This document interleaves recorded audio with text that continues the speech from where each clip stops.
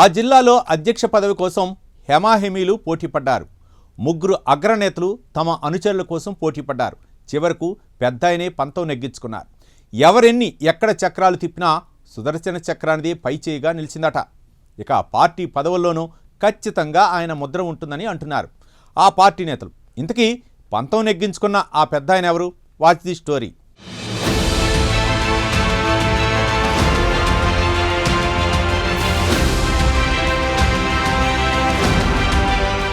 తెలంగాణలో నిజామాబాద్ జిల్లాకు ప్రత్యేక స్థానం ఉంది. కాంగ్రెస్ పార్టీ రాష్ట్ర అధ్యక్షుడు మహేష్ కుమార్ గౌడ్, మాజీ మంత్రి సుదర్శన్ రెడ్డి, మాజీ మంత్రి షబీర్ అలీ వంటి హేమాహేమీలు ఉన్నారు. ముఖ్యంగా అధికార కాంగ్రెస్ లో పదవుల పందేరం కొనసాగుతోంది. అధికార పదవులు దక్కని వారు పార్టీ పదవులైనా ఇప్పించండి అంటూ అగ్రనేతల వద్దకు క్యూ కడుతున్నారు ఆశావహులు. ఇటీవల ప్రకటించిన జిల్లా కాంగ్రెస్ అధ్యక్ష పీఠాన్ని మరోసారి ఓసీ వర్గానికే కట్టబెట్టారు. మొత్తం 18 మంది దరఖాస్తు చేసుకోగా ఇందులో అత్యధికంగా 9 మంది బీసీలున్నారు. ఏఐసీసీ పరిశీలకుల సమక్షంలో అభిప్రాయ సేకరణ జరిగింది. అధ్యక్షుని ఎంపిక బాధ్యత కార్యకర్తలకే అప్పగించారు.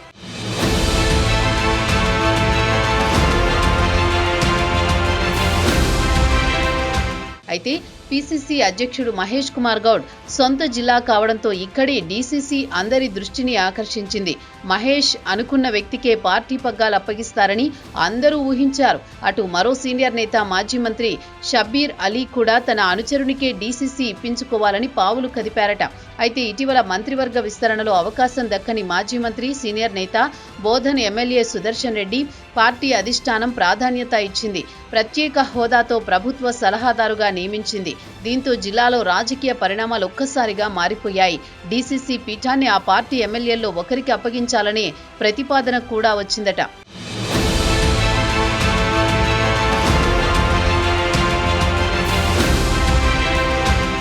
బోధన్ ఎమ్మెల్యే సుదర్శన్ రెడ్డికి ప్రభుత్వ పదవి దక్కడంతో ఇక మిగిలింది మరో ఎమ్మెల్యే భూపతి రెడ్డి. పార్టీ పగ్గాలు అందుకునేందుకు ఆయన అయిష్టత అంతగా ఆసక్తి చూపలేదట. దీంతో కొత్త అధ్యక్షునిగా నియామకం ఇప్పట్లో ఉండదని అందరూ భావించారు. ఇంతలోనే గ్రామ పంచాయతీ ఎన్నికలకు వెళ్లాలని పార్టీ నిర్ణయించింది. ఈ నేపథ్యంలో ఈ ప్రక్రియ ముందుకు సాగిందట. అయితే బీసీ నినాదంతో స్థానిక ఎన్నికలకు వెళుతున్న అధికార కాంగ్రెస్ పార్టీ డీసీసీ బాధ్యతలను బీసీలకే అప్పగిస్తారనే ప్రచారం జరిగింది.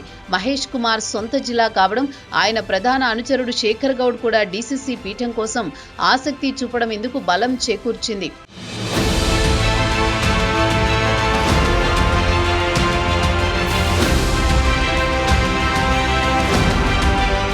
కాగా అటు మాజీ మంత్రి సుదర్శన్ రెడ్డిని నమ్ముకుని ఈ పదవి కోసం పలువురు ఓసీ నేతలు గట్టిగా ప్రయత్నించారు. ఇందులో మాజీ ఎమ్మెల్సీ అరికేల నరసారెడ్డి, మాజీ library chairman Mara Chandramohan, market committee మాజీ చైర్మన్ నగేష్ రెడ్డిలు ఉన్నారు. కాగా గత ఎన్నికల్లో రూరల్ నుంచి టికెట్ ఆశించి చివరి నిమిషం వరకు గట్టిగా ప్రయత్నించిన నగేష్ రెడ్డిని డీసీసీ పీఠం వరించింది.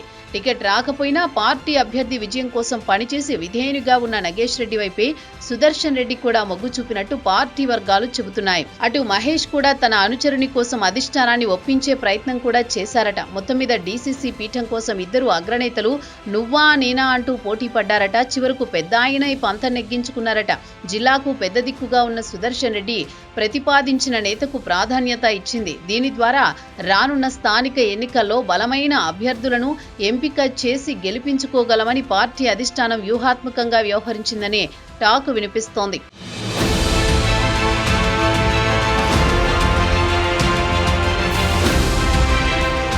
అటు పీసీసీ హోదాలో ఉన్న మహేష్ సూచించిన నేతను అధిష్టానం పక్కన పెట్టింది. సిటీ ప్రెసిడెంట్ ను మాత్రం ఆయనకే వదిలేశారట.